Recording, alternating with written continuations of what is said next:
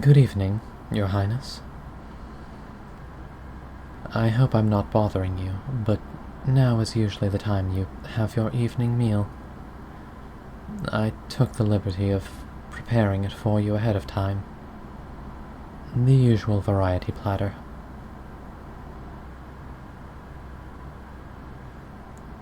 You flatter me, Your Highness. I wouldn't go so far as to call myself a lifesaver, though. After all, you are of divine flesh. You wouldn't die, even if the whole world conspired to kill you.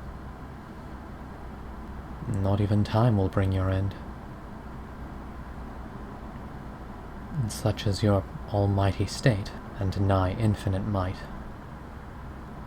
As always, I am humbled you allow me to be in your presence. I'm glad you enjoy them, Your Highness.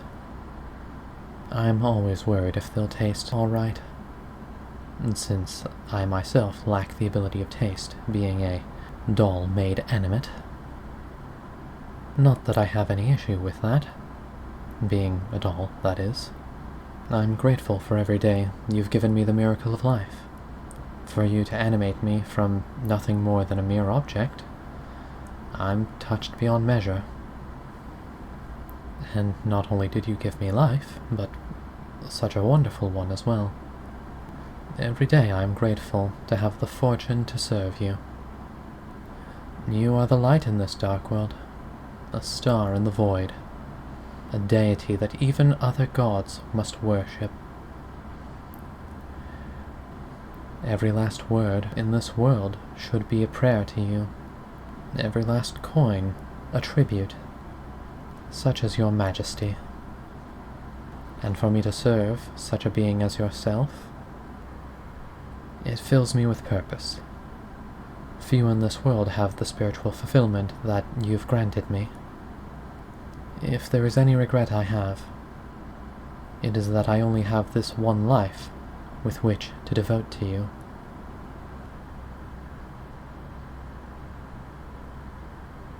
Oh, there isn't any secret ingredient, Your Highness.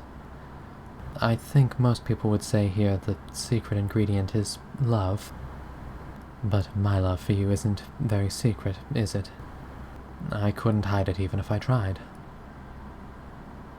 I can't even think about you without blushing, which is odd given my ceramic faceplate. Although I suppose that's inevitable. How could I not love you so clearly? You are perfect, in truest sense of the word no less, Your Highness. The greatest deity in all of history, and the world. Language itself exists to praise you. Sight exists purely to behold you. It is in your nature to be loved and worshipped.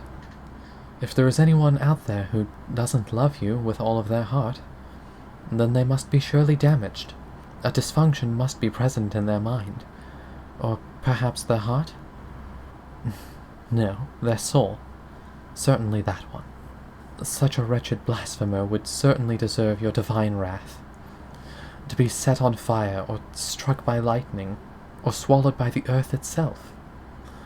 There is no pit in hell deep enough for them, Your Highness. Such is your boundless majesty. Oh, yes, that is today. You're correct as always. I don't usually think of it as my birthday. Not per se, at least. I more so think of it as the anniversary of you being gracious enough to grant me life. But I suppose I'm not opposed to referring to it as a birthday, if that's what you prefer.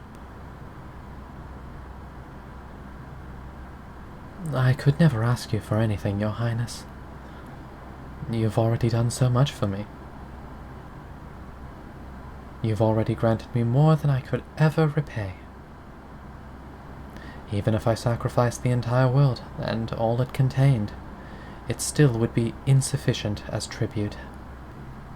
The honor of worshipping at the base of your throne is more than enough birthday gift for me. I am moved, as always, by your mercy and generosity. If you insist, then there is one thing I have to admit I really would quite enjoy from you. I'd like to be with you forever. I mean, truly forever. After all, you are a deity, an immortal of the highest caliber. And while I'm immortal too, only to a degree. I don't age, and my body will not break down, but I'm not so confident I will exist forever. If the stars in the sky went out and took the people of this planet with them, or the sun swallowed it whole, I'm certain that would destroy me. But no matter how the world ended, I know without a doubt it wouldn't even harm you. So, if existence came to an end, I would ask that you never forget me, so that I can be with you forever, even if only as a distant memory. I hope it is not an impudent wish. If it is, then I'll gladly accept any punishment you have for me. This body does not feel pain, but if you were to change that, I would accept, willingly, of course. You are my deity, after all, and I your property. If you see it fit to lash me, or burn, electrify, tear asunder, then it shall be done, Your Highness.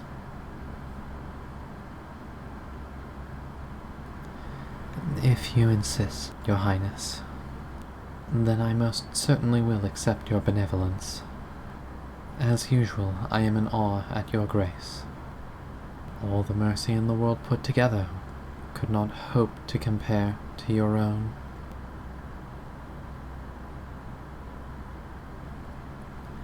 I could ask for nothing more, Your Highness.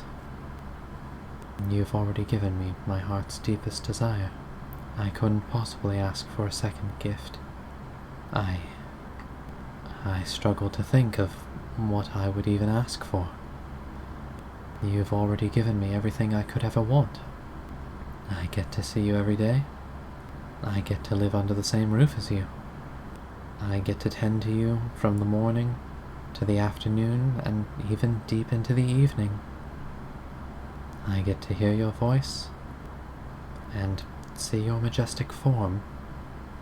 I get to make your bed, to wash your clothing, and prepare your breakfasts, lunches, and dinners, and any other meal you may desire. And I'm uniquely favored among your servants.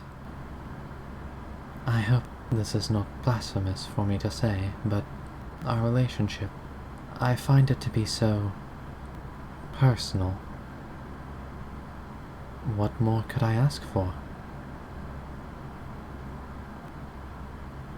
You honor me with your concern, Your Highness.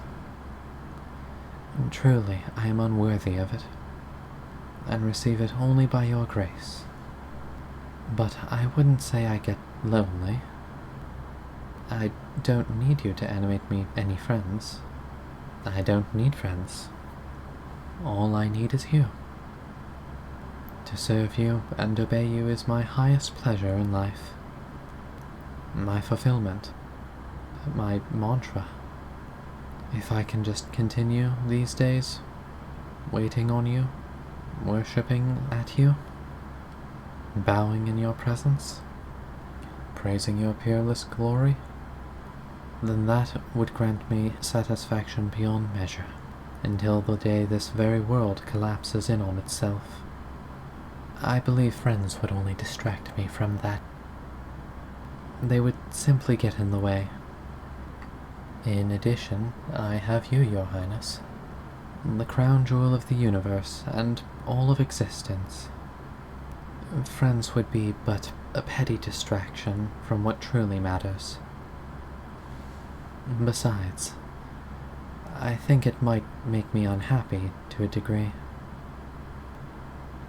When I see the statues in the halls, I sometimes think, what if you were to animate them like you had me? What if you were to elevate them to become your servants? To serve you in ways only I have prior. And then it sickens me. Even though I lack a digestive system, I still find myself wanting to vomit. I've served you for so long. I've worshipped you and obeyed you, and cherished your every atom for centuries. What would these upstart marble nobodies know about serving you? How could they serve you as I have? They would never truly understand how you liked your bed made. Only I do. Would they be able to cook to your taste as I do? Of course not. For centuries at least. And even then, I'm certain you would find it just wasn't the same. I've spent years upon years upon years upon years upon millennia refining my cooking to your specific taste. I'd be surprised if the vermin in the halls could even follow a simple recipe in comparison. Could they tend to you as I do? I think not. May you forbid such sacrilegious acts from even potentially manifesting. The very idea, it disgusts me. Just to think about it. For their irreverent, unclean hands to touch your god flesh. Filthy, unworthy, profane. Forgive me. I believe I grew a temper there for a moment. But I'm convinced, even if they were made just to tend to you, I believe I would still be able to do it better. Would you not agree, Your Highness, that I could not do it better than anyone else ever could? That no other servant could serve you as I have? That no other servant would ever be able to replace me? You would agree, would you not? You've never owned property as good as me, have you? Your Highness? I strive every day to be your foremost servant. Wouldn't you say I've succeeded? Forgive me, Your Highness. I believe I've misunderstood your offer. When you suggested that you would animate companions for me, I had thought you meant they would serve you as well as I have. That they might cook for you and tend to your every need as I have. I believe I grew possessive of that honor. I'm not entirely used to it being one that I would share. Do forgive me, my acts were somewhat infantile. I was under the impression, mostly due to my own misguided thoughts, that they would be my friends only as a secondary goal of their existence. I did not realize you had meant they would only be my friends, and that would be their entire existence. It's such a fool, useless doll. But that only makes your concern more breathtaking, Your Highness. You truly are merciful without equal. But even if you would animate them just to be my friends, I'm still certain it would not bring me any additional happiness. A person is supposed to like their friends, and I simply don't think I would like them. I've only appreciation for you, Your Highness. I wouldn't like them, because I'm, well, incapable of liking any other than you, Your Highness. Well, like being an understatement, of course. I love you. more than the word can ever be described as having meant. I adore you, worship you, and cherish you. Your every atom is a miracle. Your every word a song. If I could only know one word, I would wish for it to be your name. If I could only see one thing, I would pray for it to be your form. If I could only think of one thing, then I'm certain it would be you.